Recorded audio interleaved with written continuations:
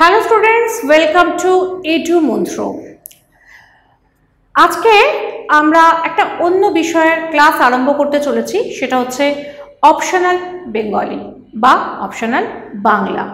অর্থাৎ তোমরা তো কম্পালসারি বাংলা যেমন পড়ছো, ঠিক আছে, তার সঙ্গে অপশনাল যে বাংলা সাবজেক্টটি হয়, অর্থাৎ যেগুলো বিভিন্ন রকমের বিভিন্নজন বিভিন্ন সাবজেক্ট নিয়ে থাকে, সেরকমই এই অপশনাল বাংলার যে সিলেবাসটা আমাদের কীরকম আছে বা কি ধরনের কি থাকতে পারে এবং কেমনভাবে লিখতে পারবো আমরা এবং কতখানি নাম্বার ওঠে, এই সমস্ত বিষয়টা নিয়ে আজকে আমাদের এই ভিডিওতে আমরা আলোচনা করব।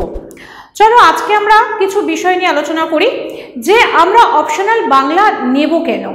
অনেকেরই একটা ধারণা আছে যে অপশনাল বাংলা যদি আমরা নিই তাহলে অপশনাল বাংলাতে প্রচুর লিখতে হয়, পাতার পর পাতা লিখতে হয়, প্রচুর মুখস্থ করতে হয় এবং তুলনামূলকভাবে অন্যান্য অনেক সাবজেক্টের থেকে হয়তো নম্বরটা কম ওঠে। এই সব কটা ধারণাই কিন্তু একেবারেই ঠিক নয়, কারণ বাংলা এমনই একটা সাবজেক্ট যেখানে তোমরা অপশনাল সাবজেক্ট হিসেবে নিলে, অর্থাৎ 400 নম্বরের অপশনাল সাবজেক্ট হিসেবে নিলে সেখানে যে প্রচুর তোমাকে পাতার পর পাতা লিখতে হবে তা কিন্তু নয়। অবশ্যই তোমাদের এখানে ওয়ার্ড লিমিট আছে এবং আমাদের যে কোয়েশ্চেন অ্যান্সারগুলো আমরা করব তার জন্য আমাদের কি করতে হবে, ওয়ার্ড লিমিট করে দেওয়া আছে। অর্থাৎ প্রতিটা 10 নম্বরের কোশ্চেনের জন্য আমরা 100 থেকে 150টার বেশি ওয়ার্ড ব্যবহার করতে পারবো না। অর্থাৎ সেক্ষেত্রে দেখা যাচ্ছে যে আমাদের খুব প্রচুর পরিমাণে লিখতে হবে তা কিন্তু নয়, এবং সেখানে টু দি পয়েন্ট অ্যান্সার আমাদেরকে লিখতে হবে। অর্থাৎ যতটা প্রয়োজন, যতখানি দরকার, ঠিক ততখানি আমরা কিন্তু এখানে লিখব। তো এই বিষয়টাতে আসার আগে আমরা যেটা করব প্রথম, সেটা হচ্ছে যে অপশনাল বাংলার সিলেবাসটা সম্পর্কে আমরা আজকের এই ক্লাসে একটা পূর্ণাঙ্গ আলোচনা করে নেব। চলো আমরা চলে আসি আজকে আমাদের অপশনাল বাংলার যে সিলেবাসটা। চলো আমরা প্রথমেই আসছি সিলেবাসে। দেখো সিলেবাসে তোমরা কি দেখেছো যে তোমাদের দুটো পেপারের পরীক্ষা দিতে হবে, 200, 400 নম্বরের পরীক্ষা, এবং এই 200, 400 নম্বরের পরীক্ষার জন্য তোমাদের দুটো সেকশনে ভাগ করা হয়েছে, সেকশন এ, সেকশন বি। দেখো আমরা এখানে প্রথম আসব পেপার 1 সেকশন এ। পেপার 1 সেকশন এ তে প্রথম আমরা যেটাতে আসব topics from the history of Bangla language, অর্থাৎ এক কথায় যাকে বলা যেতে পারে সেটা হচ্ছে বাংলা ভাষার ইতিহাস বা বাংলা ভাষা তত্ত্ব। চলো এখানে আমাদের প্রথম যে পার্টটা আছে topics from the history of Bangla language, এখানে আমাদের 5টা পার্ট রয়েছে। 5টা পার্টে কি আছে, the chronological track from Proto-European to Bangla, family tree with branches and approximate dates। অর্থাৎ এখানে আমরা যেটা পড়ব যে সব থেকে প্রাচীন যে ভাষা বংশগুলি, অর্থাৎ প্রোটো ইন্ডো ইউরোপিয়ান থেকে বাংলা ভাষার বিবর্তনটা আমাদের এই 1 নম্বর মানে এ পার্টে 1A যে পার্টটা, সেই পার্টে আমাদেরকে পড়তে হবে। তার মানে এই পার্টে আমরা যেটা পড়ব সেটা হচ্ছে কি, যে প্রোটো ইন্দো ইউরোপীয় থেকে বাংলা ভাষার যে জার্নিটা, সেই জার্নিটা আমরা পড়ব উইথ ফ্যামিলি ট্রি বা বাংলায় যাকে বলতে পারি আমরা রেখাচিত্র। নেক্সট আমরা যেটাতে আসবো সেটা হচ্ছে historical stages of Bangla, old, middle, new and their linguistic features. Next যে পার্টটাতে আমরা আসব যে বাংলার যে ঐতিহাসিক যে পর্যায়গুলো, এবং সেখানে আমরা দেখব কি 3টে আমাদের বাংলার পর্যায় আছে। তার মধ্যে কি আছে, একটা হচ্ছে ওল্ড, একটা হচ্ছে মিডল আর একটা হচ্ছে নিউ। অর্থাৎ বাংলা একে আমরা বলতে পারি আদি, মধ্য, অন্ত বা নব্য বাংলা। এই 3টে পার্টের লিঙ্গুইস্টিক অর্থাৎ ভাষাতাত্ত্বিক যে পরিচয়, একটা আমরা শুনি ফোনেটিক অর্থাৎ ধ্বনিতত্ত্বগত, একটা আমরা লেখাতে দেখি রূপতত্ত্বগত। এই দুটো ভাষার মধ্যে যে পার্টটা আছে সেটা আমরা এখানে পড়ব 2 নম্বর পার্টে। সেটা হচ্ছে যে বাংলার যে ঐতিহাসিক পর্যায়, অর্থাৎ আদি, মধ্য, নব্য, এই 3টে যে পার্ট আছে বাংলার, তাদের ভাষাগত বৈচিত্র্য। 3 নম্বর যে পার্ট আছে সেটা হচ্ছে কি ডায়ালেক্ট। 3 নম্বর আছে dialect of Bangla,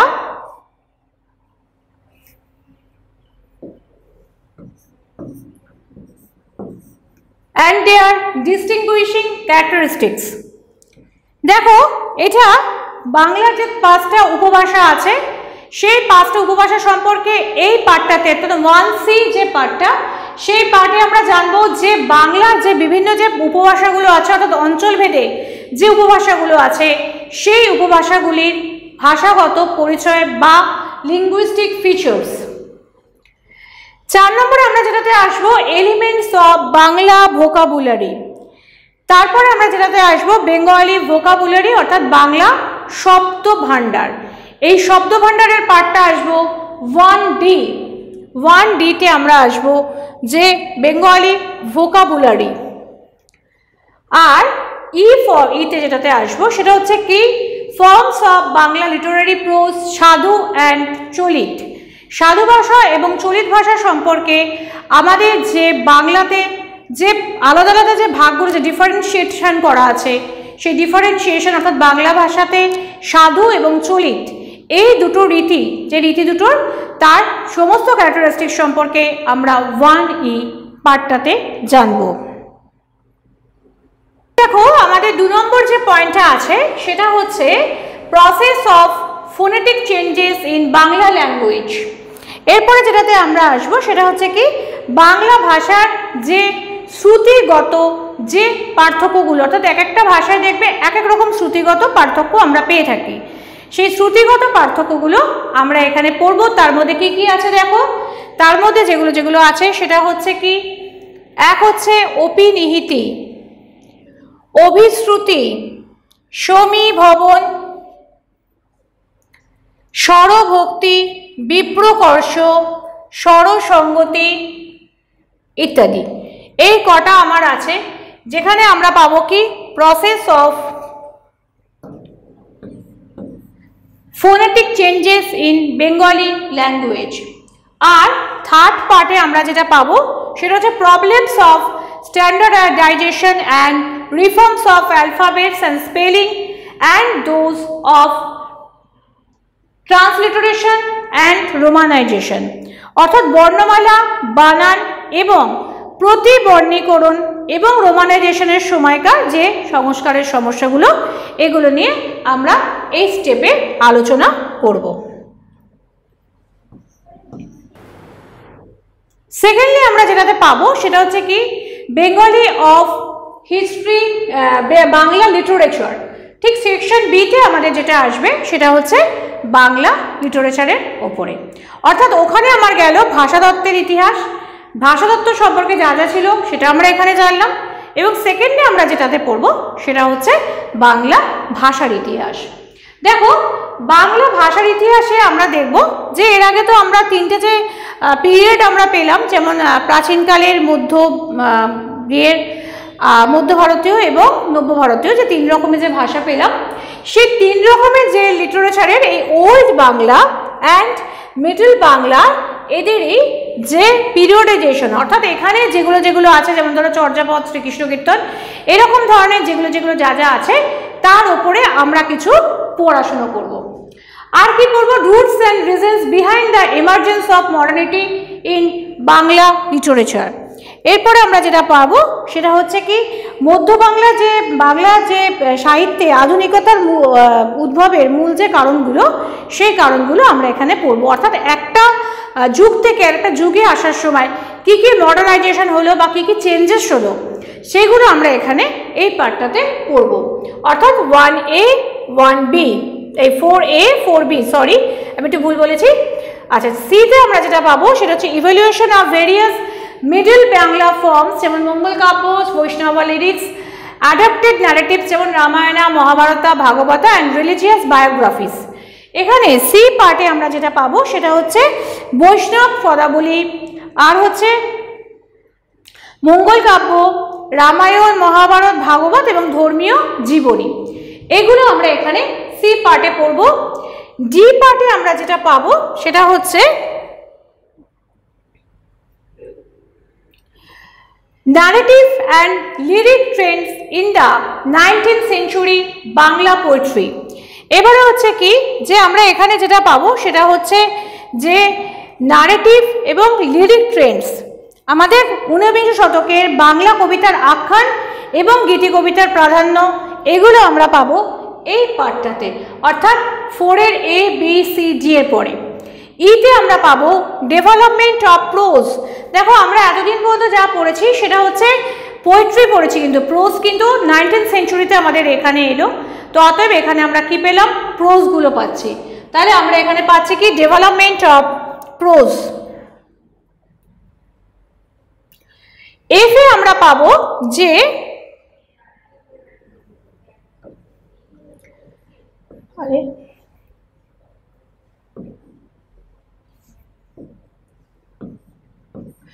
Bangla dramatic literature 19th century, Tagore post 1944 Bangla drama, অর্থাৎ আমাদের নাট্য সাহিত্যের ইতিহাস, বাংলা নাট্য সাহিত্য 19বিংশ শতাব্দীর টেগোর মানে রবীন্দ্রনাথ ঠাকুর এবং 1944 সালের পরবর্তীকালে যারা যারা ছিলেন বাংলা নাটকের ক্ষেত্রে তাদের কথা আমরা এখানে পাবো। 5 নম্বরে আমরা যেখানে পাবো সেটা হচ্ছে কি Tagore and post Tagoreans up to the decade of 50s, এবং এখানে আমরা যেগুলো পাবো সেটা হচ্ছে কি রবীন্দ্রনাথের নাটক এবং 50 শতক পর্যন্ত যারা যারা ছিলেন তাদের কথা আমরা এখানে পাবো। মানে 50-এর দশক অবধি রবীন্দ্রনাথ ঠাকুরের পরবর্তী যে সমস্ত লেখকরা তাদের কথা আমরা এখানে পাবো। 6 যেটা আছে fiction major authors Bankimchandra, Tagore, Saratchandra, Bibhutibhushan, Tarashankar, Manik, অর্থাৎ এখানে হচ্ছে ফিকশন, অর্থাৎ বঙ্কিমচন্দ্র, রবীন্দ্রনাথ, শরৎচন্দ্র এবং 3 বন্দ্যোপাধ্যায় বাংলা সাহিত্যে ত্রয়ী যাদেরকে বলা হয় বিভূতিভূষণ, তারাশঙ্কর, মানিক বন্দ্যোপাধ্যায়, এদের সম্পর্কে আমরা এই পাঠটাতে পড়ব। এখানে কিন্তু শেষ নয়, দেখো আরও আছে।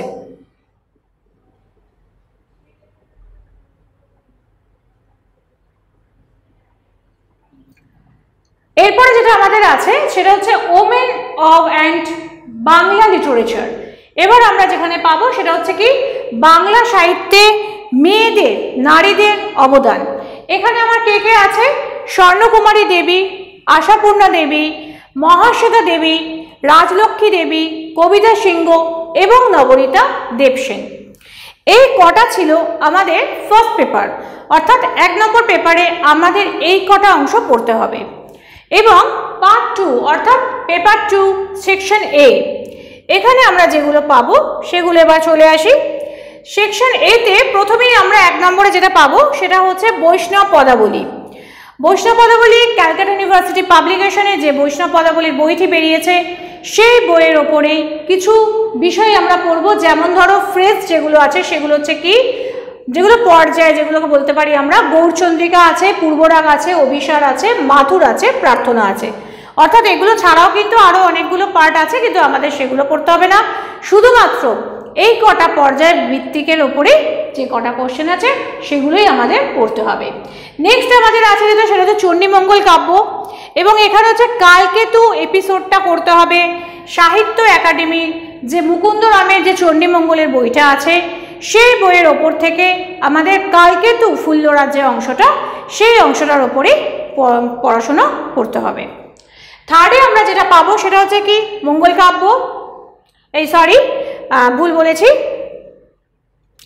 Meghnad Badh Kavya by Michael Madhusudan Dutta, first, second, third cantos. 9টা পরিচ্ছেদে আছে মেঘনাদ বধ কাব্য। তোমাদের সম্পূর্ণ মেঘনাদ বধ কাব্যটি দেওয়া হয়নি, তোমাদের দেওয়া হয়েছে মোটে 3টি, সেগুলো কি কি ফার্স্ট, সেকেন্ড অ্যান্ড থার্ড, 3টে তোমাদের দেওয়া হয়েছে। এই 3টি পার্ট তোমাদের পড়তে হবে, ফার্স্ট, সেকেন্ড অ্যান্ড থার্ড। তারপরে আছে রজনী, বঙ্কিমচন্দ্র চট্টোপাধ্যায়ের রজনী উপন্যাস, এটা একটু ক্ষুদ্রাকৃতি উপন্যাস বঙ্কিমচন্দ্রের, এই রজনী উপন্যাসটা তোমাদেরকে পড়তে হবে।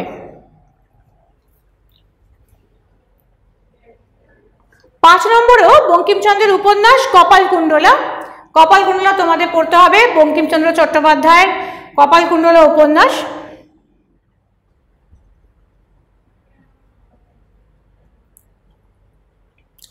এবং 6 নম্বরে আছে সাম্য এবং বাংলাদেশের কৃষক বাই বঙ্কিমচন্দ্র চট্টোপাধ্যায়। এখানে আমরা যেটা পাবো সাম্য এবং বাংলাদেশের কৃষক, এই দুটো হচ্ছে বঙ্কিমচন্দ্রের দুটি বিখ্যাত প্রবন্ধ। এই দুটি প্রবন্ধ তোমাদের পড়তে হবে। তারপরে আছে সেটা হচ্ছে পুনশ্চ বাই রবীন্দ্রনাথ টেগোর। রবীন্দ্রনাথ ঠাকুরের পুনশ্চ কাব্যগ্রন্থ তোমাদের পড়তে হবে। আর হচ্ছে কি বিচিত্র প্রবন্ধ বাই রবীন্দ্রনাথ ঠাকুর। মানে বুঝতে পারছো তোমরা যে তোমাদের কিছু কিছু বিষয় দিয়ে দেওয়া হয়েছে, সেই বিষয়গুলির ওপরই তোমাদেরকে পড়াশুনো করতে হবে। চলো এখানে আমরা দেখব যে আমরা পুনশ্চ পেলাম রবীন্দ্রনাথ ঠাকুরের, আর পেলাম বিচিত্র প্রবন্ধ, সেটাও রবীন্দ্রনাথ ঠাকুরের, এবং তারপরে আমরা পাচ্ছি চাচা কাহিনী বাই সৈয়দ মুজতবা আলী।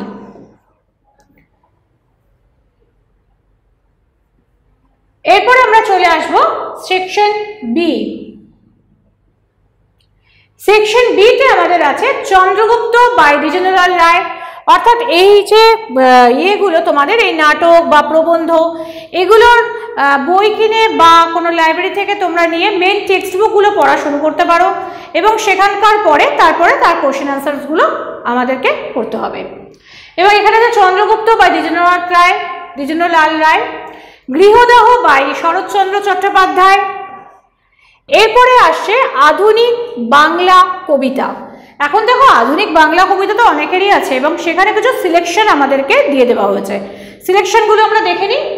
দেখো সিলেকশনের মধ্যে আছে শাশ্বতী বাই সুধীন্দ্রনাথ দত্ত। শাশ্বতী বলে সুধীন্দ্রনাথ দত্তের একটি কবিতা আছে, এই শাশ্বত তোমাদের পড়তে হবে। রবীন্দ্রনাথ বাই অচিন্ত্য কুমার সেনগুপ্তর রবীন্দ্রনাথ বলে একটি কবিতা আছে, সেই কবিতাটি পড়তে হবে। আমি কবিযত কামারের পেবেন্দ্র মিত্রের আমি কবিযত কামারের। বুদ্ধদেব বসুর বন্দির বন্দনা এবং আমার কৈফিয়ত বাই কাজী নজরুল ইসলাম। এই 5টা কবিতা আছে যেখানে আধুনিক বাংলা কবিতার মধ্যে সিলেক্টিভ এই 5টা কবিতা তোমাদের দেওয়া হয়েছে। এই 5টা কবিতা তোমাদের তার উপরে কাজ করতে হবে। তারপরে আছে সেটা হচ্ছে প্রবন্ধ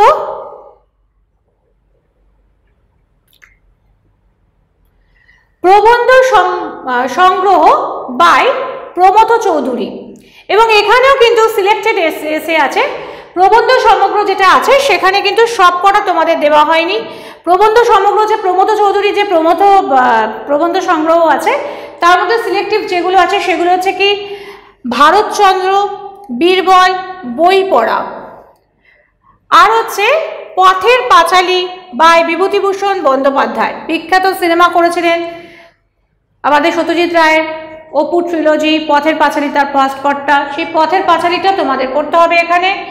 আর আছে 15 কয়তে যেটা আমরা পাবো, সেখানে আমরা পাবো যে একালের গল্প সঞ্চয়ন। দেখো একালের কবিতা সঞ্চয়ন তোমরা পেরেছো, এবার আমরা এখানে পাচ্ছি একালের গল্প সঞ্চয়ন, কিন্তু ভলিউম 1 and 2 ক্যালকাটা ইউনিভার্সিটি পাবলিকেশনের দুটো বই পাওয়া যায়, 1 এবং 2, কিন্তু 1 এবং 2 এর মধ্যে সবকটাই তোমাদের দেওয়া নেই। তাহলে যেগুলো দেওয়া আছে সেখানেও দেখো সিলেক্টেড স্টোরিজগুলো দেওয়া রয়েছে, সেই সিলেক্টেড স্টোরিজগুলো আমরা দেখব। দেখো এখানে প্রথম রয়েছে পয়মুখম বাই জগদীশ গুপ্ত, হারানের নাচ জামাই by Manik Bandyopadhyay, fossil by Subodh Ghosh, Top Narayan Gangopadhyay, আদাব সমরেশ বোস, অশ্বমেধের ঘোড়া দীপেন্দ্রনাথ বন্দ্যোপাধ্যায়। 16 নম্বরে যেটা আছে শ্রেষ্ঠ কবিতা বাই জীবনানন্দ দাশ। জীবনানন্দ দাশ না থাকলে তো সিলেবাসটাই হবে না, অতএব জীবনানন্দ দাশের শ্রেষ্ঠ কবিতা। আর হচ্ছে জাগরী সচিনাথ ভাদুরী এবং ইন্দ্রজিৎ বাদল সরকার।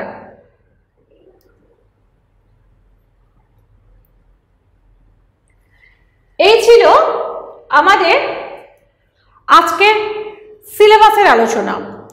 দেখো যে সিলেবাসটা আমরা পেলাম, এই সিলেবাসের উপরে যদি আমরা কোশ্চেন ওয়াইজ পড়াশোনা করি তাহলে আমি আশা করব যে যারা অপশনাল বেঙ্গলি নিয়ে পড়ার কথা ভাবছো বা অপশনাল বেঙ্গলি নিয়েছো তাদের কাছে এই সাবজেক্টটা খুব একটা কঠিন হবে না। খুব শিগগিরই এডুমন্ত্রে অপশনাল বেঙ্গলির ক্লাস শুরু হতে চলেছে, অতএব চোখ রাখো ক্লাসগুলোর ওপরে। অপশনাল বেঙ্গলির প্রতিটা ক্লাসে আমরা দুটো বিষয়ের বিভিন্ন বিষয় নিয়ে আলোচনা করব এবং আমি চেষ্টা করব যে তোমাদের যে টপিকসগুলো আছে এই টপিকের ওপরই আলোচনা করতে। আজকের জন্য এইটুকুনি, ফিরে আসব আমাদের অপশনাল বাংলার নতুন কোনো ক্লাসে। যদি আমার ভিডিও তোমাদের ভালো লাগে তাহলে অবশ্যই লাইক করো, কমেন্ট করো, কোথায় কোথায় তোমাদের সমস্যা সেগুলো জানাতে ভুলো না, বন্ধুদের সঙ্গে শেয়ার করো এবং আরও অনেক ভিডিও পাওয়ার জন্য অবশ্যই আমাদের এই চ্যানেলটিকে সাবস্ক্রাইব করে বেল আইকনটি প্রেস করে রাখো, যাতে যখনই কোনো নতুন ভিডিও আসবে তোমরা তার প্রথম আপডেটসটা পেয়ে যাও। আজকের জন্য এইটুকুনি, ফিরে আসবো অন্য কোনো ক্লাসে।